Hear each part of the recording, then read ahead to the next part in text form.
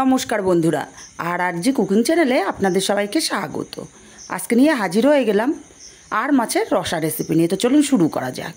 এখানে কিছুটা আর মাছ কেটে ধুয়ে জল ঝরিয়ে নিয়েছি। হাফ চামচ লবণ আর হাফ চামচ হলুদ দিলাম। দেবো 1 চামচ সাদা তেল আর 1 চিল লেবুর রস এখানে দিয়ে দেবো সম্পূর্ণটা।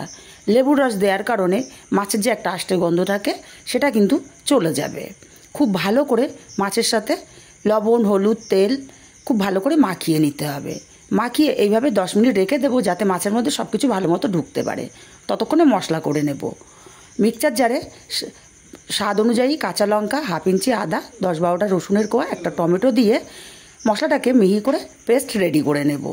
মশলাটা সুন্দর মতো পেস্ট হয়ে গেছে, এক সাইডে রেখে আরেকটা মশলা করে নেব। একটা বাটিতে হাফ চামচ কাশ্মীরি লঙ্কার গুঁড়ো, হাফ চামচ ধনে গুঁড়ো, হাফ চামচ জিরে গুঁড়ো, হাফ চামচ হলুদ, অল্প করে জল দিয়ে মশলাটা গুলে নেব। এতে করে গুঁড়ো মশলাগুলো ফুলে উঠবে আর কিছুটা বাটা মশলার স্বাদ চলে আসবে। এক সাইডে রেখে দিয়ে একটা কড়াই গরম করে দিয়ে দেবো পরিমাণ মতো তেল। তেলটা গরম করে কড়ার গায়ে ভালো করে ছড়িয়ে দেব। তারপর লবণ হলুদ মাখিয়ে রাখা মাছগুলো এক এক করে দিয়ে দেব।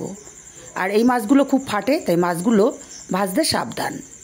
মাছগুলো এক এক করে দিয়ে আমি ঢাকা দিয়ে মাছগুলোকে 1 পিঠ ভেজে নেব। 1 পিঠ ভাজা হলে ঢাকাটা খুলে মাছগুলোকে উল্টে দেব।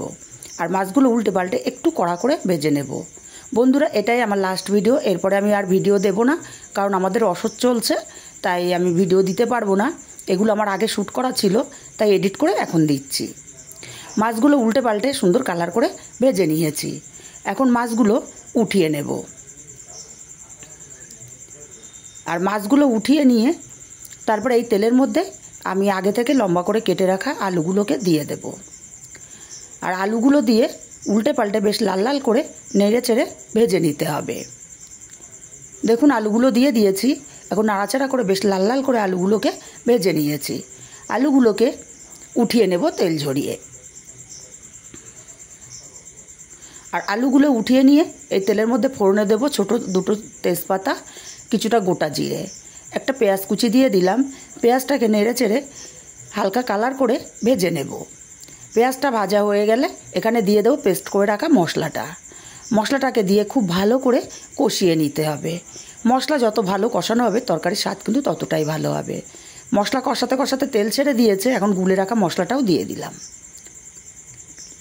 নাড়াচাড়া করে ভালো করে মিশিয়ে দিয়ে লো ফ্লেমে ঢাকা দিয়ে 5 মিনিট মশলাটা কষিয়ে নেব। এতে করে মশলাটা খুব সুন্দর মতো কষানো হবে। 5 মিনিট পর ঢাকাটা খুলে নিলাম। ঢাকা দিয়ে রাখার দরুন মশলাটা সুন্দর মতো কষানো হয়ে মশলা থেকে তেলটা ছাড়তে শুরু করেছে। এখনও নাড়াচাড়া করে এখানে দিয়ে দেব স্বাদ মতো লবণ। লবণটাকে দিয়ে মশলাটাকে আরও কিছুক্ষণ কষিয়ে নেব। এরপর এখানে দিয়ে দেব ভেজে রাখা আলুগুলো। আলুগুলোকে দিয়ে মশলার সাথে কিছুক্ষণ কষিয়ে নেব। মিনিট 2 সময় নিয়ে আলুগুলোকে মশলার সাথে কষিয়ে নিয়ে দিয়ে দেবো এখানে ফুটন্ত গরম জল। গরম জল দিলে যে কোনো তরকারির স্বাদ কিন্তু খুবই ভালো আসে। গরম জলটাকে দিয়ে ভালো করে নাড়াচাড়া করে মিশিয়ে দেব। আমি একটু জলের পরিমাণটা বেশি দিলাম, কারণ আমি একটু ঝোল ঝোল করব তাই। তারপর ঢাকা দিয়ে আমি 10 মিনিট রান্না করে নেব। 10 মিনিট পর ঢাকাটা খুলে নিলাম। এক এক করে ভেজে রাখা মাছগুলো এখানে দিয়ে দিচ্ছি। আর আমি মাছের মাথাটাও কিন্তু ব্যবহার করেছি। মাছগুলোকে দিয়ে ভালো করে নাড়াচাড়া করে মিশিয়ে দিয়ে আবারও ঢাকা দিয়ে 5 মিনিট রান্না করব। 5 মিনিট পর ঢাকাটা খুলে নিলাম। একটু নাড়াচাড়া করে দেব। ঝোলটাও অনেকটা কমে এসছে, মাছগুলো সুন্দর মতো সেদ্ধ হয়ে গেছে। এখন এখানে দিয়ে দেব 2টো গোটা কাঁচা লঙ্কা। কাঁচা লঙ্কা দিলে ফ্লেভারটা দারুণ আসবে। আর সামান্য একটু গরম মশলার গুঁড়ো দিয়ে দিলাম। গরম মশলার গুঁড়োটাকে দিয়ে ভালো করে নাড়াচাড়া করে মিশিয়ে গ্যাসটাকে অফ করে 5 মিনিট টাইমে রেখে দেব। তাহলেই তৈরি হয়ে যাবে আমার দারুণ স্বাদের আর মাছের রসা। রেসিপিটা কেমন লাগলো কমেন্ট করে জানাতে ভুলবেন না। ভালো লাগলে কাছের আত্মীয় স্বজন বন্ধুবান্ধবের কাছে শেয়ার করতে ভুলবেন না।